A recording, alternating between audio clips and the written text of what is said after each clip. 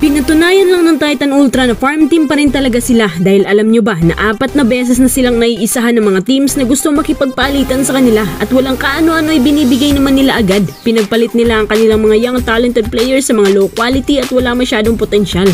Kung totoong hindi sila farm team, hindi sila papayag na mangyari to.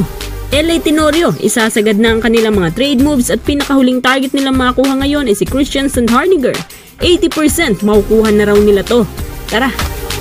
Sinasabi ko na nga ba na ganun pa rin ang magiging estado ng Titan Ultra na parang naging 2.0 lang na Northport. Kahit nung unang pumasok ang Northport sa PBA, lagi nilang sinasabi na hindi raw sila magiging farm team. Pero anong nangyari, halos lahat ng mga players nilang may malaking potential na big man binibigay nila tapos hindi pa yung patas.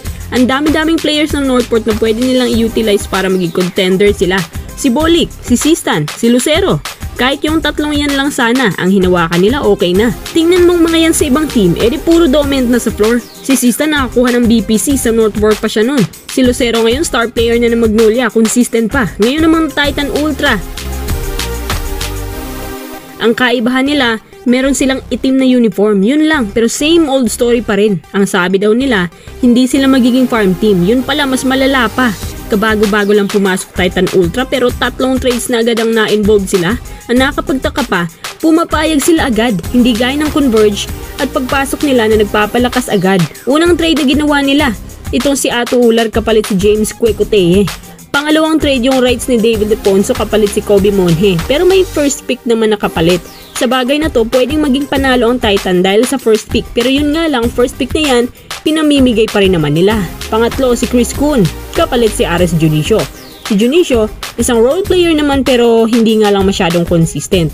Hindi siya yung kapag napuntang ibang team lumalakas. Si Kuhn pwedeng mahasa pa ng tuluyan kasi may shooting at malakas sa poste. At ang pangapat na sinasabi nilang malapit na raw ay yung trade ni Calvin Abueva pabalik sa Magnolia or si Joshua Monson to SMB. Ay nako, sana hindi na lang sila yung pumasok. Sana yung Star Horse na lang para at least walang kapit sa kabila.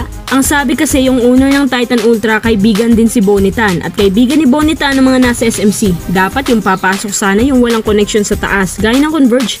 Pero wala tayong magagawa, nandiyan na yan at lumalabas na parang franchise lang binago sa kanila. Ang mga nasa itaas, masaya pa rin sa magiging bago nilang farm team.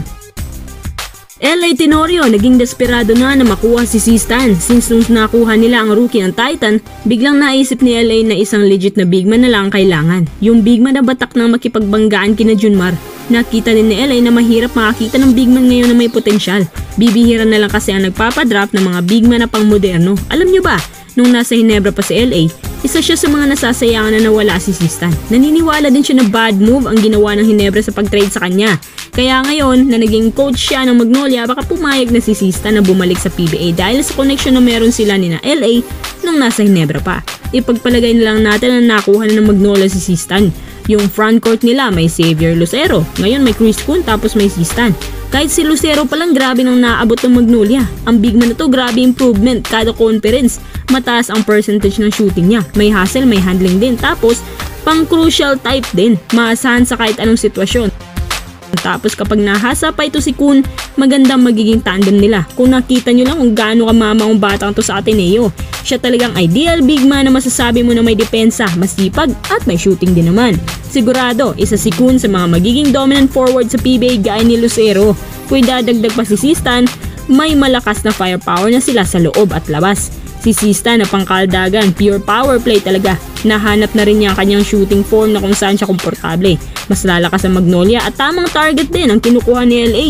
Mas magiging exciting ang Magnolia sa mga susunod na taon dahil sa kanya. Pero sana, makuha na nila agad si Sistan bilang kanilang final piece ngayong season.